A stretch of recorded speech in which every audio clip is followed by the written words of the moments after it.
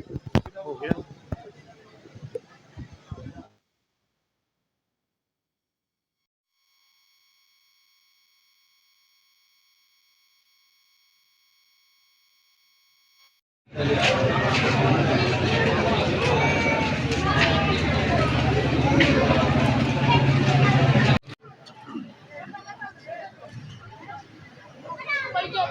Audio check कर ली समान।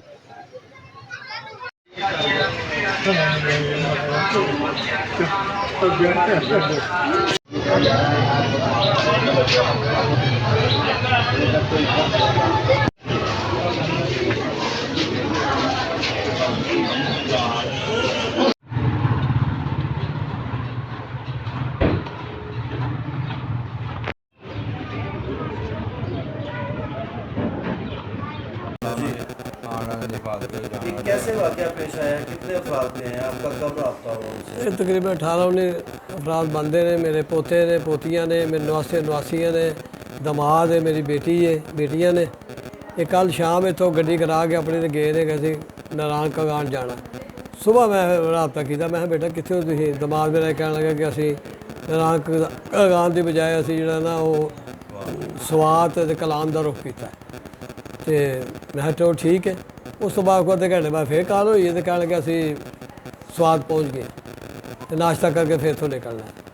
इन्नी गल हुई तो तकरीबन घंटे बाद फिर मैं खुद रबता किया तो दमाद मेरा, मेरी बेटी सब तो छोटा दमाद है, शबाद नाम दा, बेटी मेरी आयशा नाम दा, वो दोनों जो धाड़ा मार के रो पे बहुत उच्ची उच्ची रोए। मैं बेटा की होया? कह गया बुझी लुटे गए, मारे गए, सारे जो बच्चे ना सारे बह गए दरिया च। बस यह गल की उस बाद उन्होंने फोन जो बंद करता। फिर साढ़ा रबता नहीं आया, लेकिन असीं कहने कि असीं परेशान बने, सानू सही मालूमात नहीं हो रही हुण तक कि साढ़े किन्ने अफराद बह गए ने, किन्ने बकाया ने, क्योंकि सानू उधरों इतला कोई सदका कोई। आपसे हुकूमती नुमाइंदे ने किसी जी से रब्ता किया अभी तक? जी तहसीलदार साहब आए सन जी, AC साहब आए सन, उन्होंने फिर असीं दस्सिया गल, इंटरव्यू लिया उन्होंने। देखो ना उन्होंने अगों मर्जी का महकमा हुकूमत हूँ मुतालबा यही करने कि असीं का शिकार हाँ, सानू पता नहीं चलता साढ़े किन्ने बच्चे बह गए ने, किन्ने बकाया जी ने, साढ़े को सदका इतला कोई नहीं। उहदे वास्ते कोई बंदोबस्त किया जाए जे अगर साढ़े जे फौत हो गए उन्होंने डेड बॉडी जी ने वो पहुँचाइए जान साढ़े तक, ताकि सानू कोई सबर आवे, जे असीं परेशान हाँ बहुत ज़्यादा। मेरे मोहल्ले डस्का से मोहल्ला रायवाला में ये वाक़या, अफसोसनाक वाक़या जो पेश आया जी, इसमें तकरीबन 17-18 अफराद में गोरा स्वात की तरफ गए थे घूमने फिरने के लिए, छुट्टियां इंजॉय करने के लिए। उनमें से कुछ अफराद पानी के अंदर सेल्फीज़ बनाने के लिए दरियाए स्वात में गए हैं और सैलाबी रेला आकर उनको बहा के ले गया है।